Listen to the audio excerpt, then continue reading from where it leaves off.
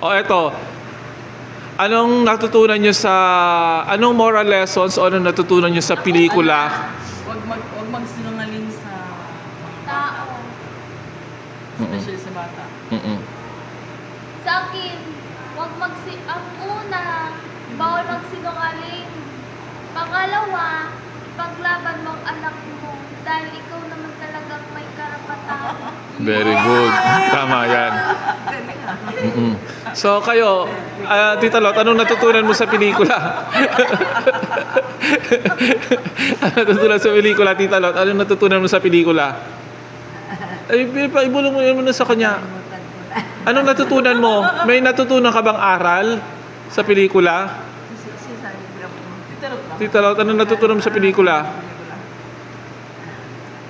O, babalik ka mamaya. How about you, young lady? Gandaya naman, Diyos ko.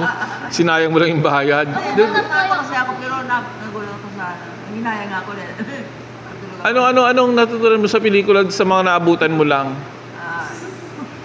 Nagapulong siya. Siyempre, mas matindi ang dugo kaysa kaya yung bata, rin sa magulang, kaya magkadugo sila. Oo. Kaya nakakaano kung sila magkalay. So anong natutunan mo sa pelikula? Anong natutunan mong lessons? Ang magulang talaga sa ang magulang, anak mo dapat hindi mo dapat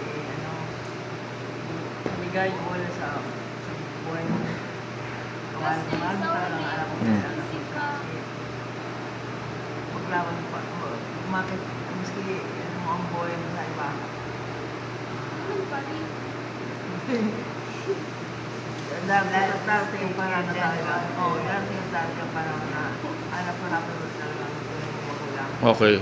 So how about you? Anong natutunan mo sa pelikula? Dapat, huwag nilang ipamigay kasi baka sa uli magsisi sila.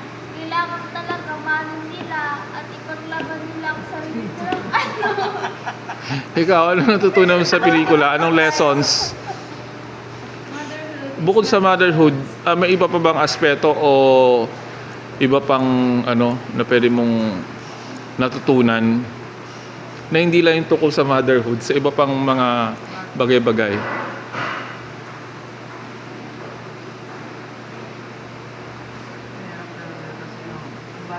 Ano na? Sige lang. Anong Although blood is thicker than water, as what everyone has already said, even though it is true, may cases pa rin na kahit kadugo mo, hindi mo pa rin masasabing mas close ka doon. Since ang nag-sacrifice na kunwari sa'yo is someone na hindi mo kadugo. So hindi mo pwedeng baliwalain yung sacrifices ng isa just because biological mother ko rin yung isa. So you have to weigh also, and I think sa society natin today, may mga bata pa rin na nabubuli because they have two mothers, they have two fathers, which should not be bullied for, because having two mothers, having two fathers, it's normal.